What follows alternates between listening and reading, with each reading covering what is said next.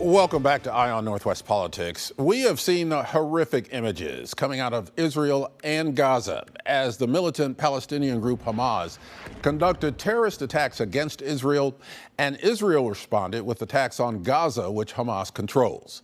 Well over 2,000 Israelis and Palestinians are confirmed dead, more than 20 Americans, and those numbers are expected to rise. Hamas has also taken at least 150 hostages. Jewish communities across America rallying together in support of Israel, and that includes Jews here in Oregon. Robert Horenstein is communications manager of the Jewish Federation of Greater Portland. He's been with the Jewish Federation for 27 years. Thank you for joining Eye on Northwest Politics. Thanks, Ken. Happy to be here. How many Jews live in the Portland metro area? So we actually just completed a community study that was done by Brandeis University. And actually, to our surprise, we learned that in the greater Portland area, there are a little over 56,000 Jews. And where do most of them come from historically? Well, so I'm a native, but I've learned that we're a minority now, actually a small minority. People come to Portland from all over. We know that a lot of our population has come in the last 20 years. A lot of younger people have come in the last 10 years or so. So we have a lot of folks that don't necessarily have long-term roots here in this community. Do you have any relatives or people close to you who are in the conflict area right now? Absolutely. And I'm not alone in that.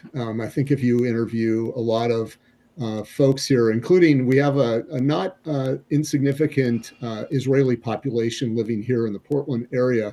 My wife is Israeli, and her entire family lives in Israel. They live in the Tel Aviv area. However, we have two nephews who have been called up along with the 300,000+ reserve soldiers.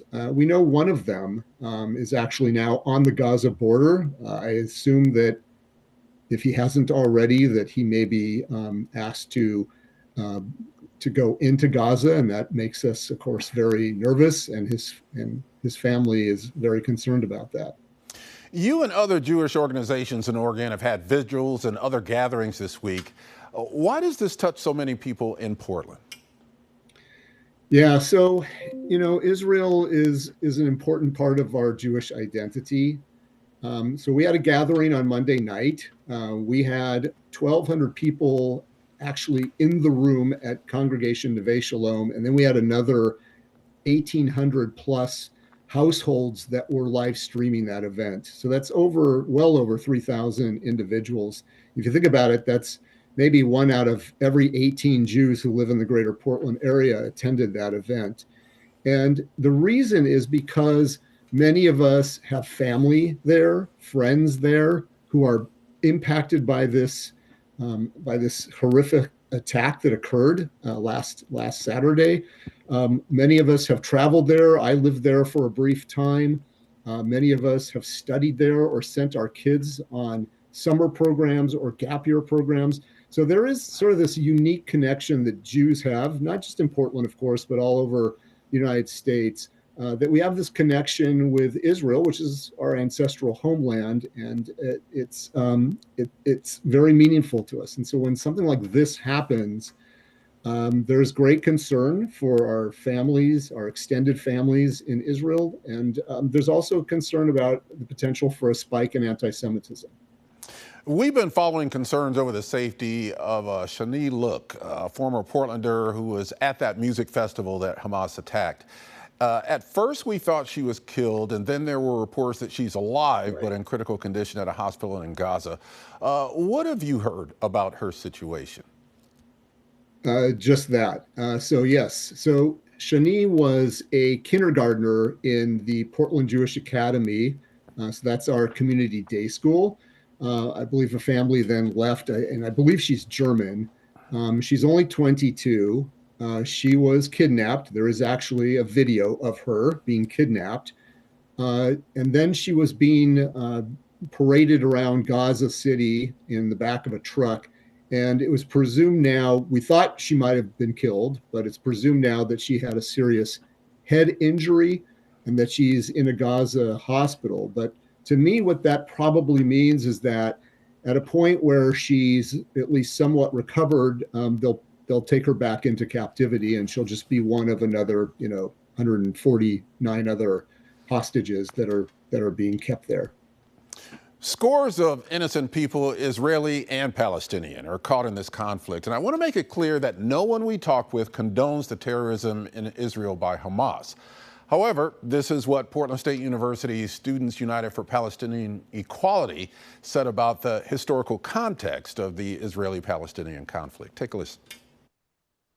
We want to remind you guys that Gaza, the people living in Gaza, the Palestinians, are an indigenous people stuck in what many human rights organizations have called an open air prison with very limited resources, very limited access to water, to healthcare, to food, to pretty much anything you could think of.